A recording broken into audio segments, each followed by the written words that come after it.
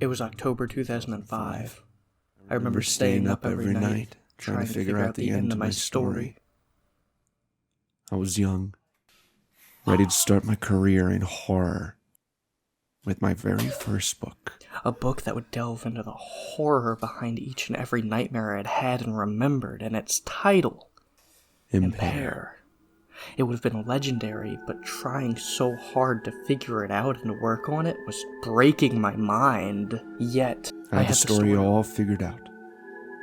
But the ending eluded me. Perhaps I was tired of happy conclusions.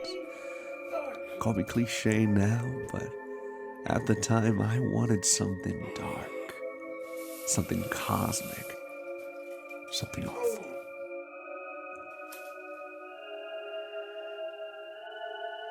It was this desire that drew into each one of the nightmares that hit me when I finally did drift off to sleep.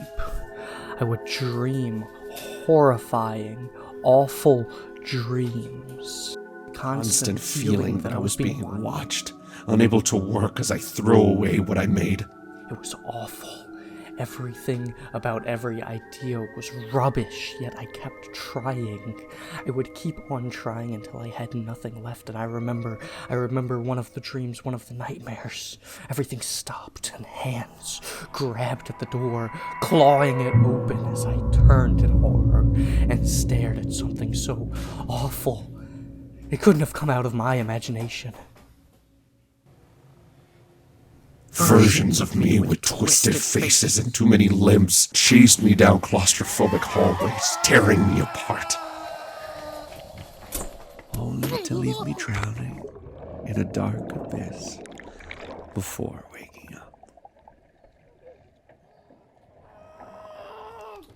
And that is when I would wake up screaming, covered in sweat from the nightmare I just had as I grabbed my alarm clock and I would throw it to the ground.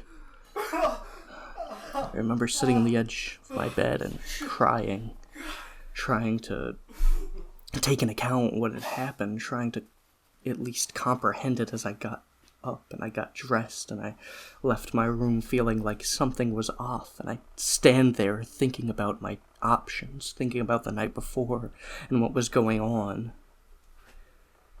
I would eventually leave the room and travel down the hallway that had previously been chased and maimed until I would be there in my living room.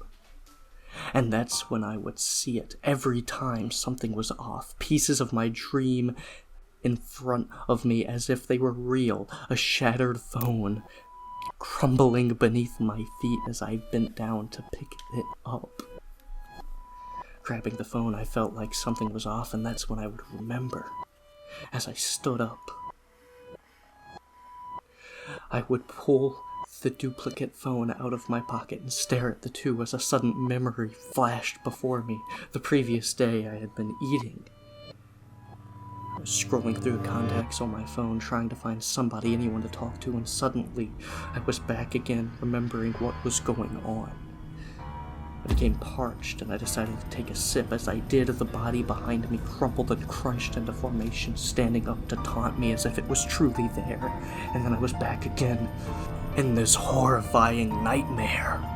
Bugs crawling, Faces taunting. Still dreaming. Still trapped as horrifying doubles verbally assaulted me.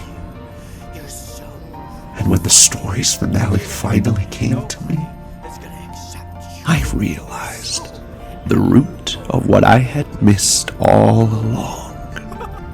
The ending was simply just the beginning. Again, and again, and again, and again, and again, and again, and again.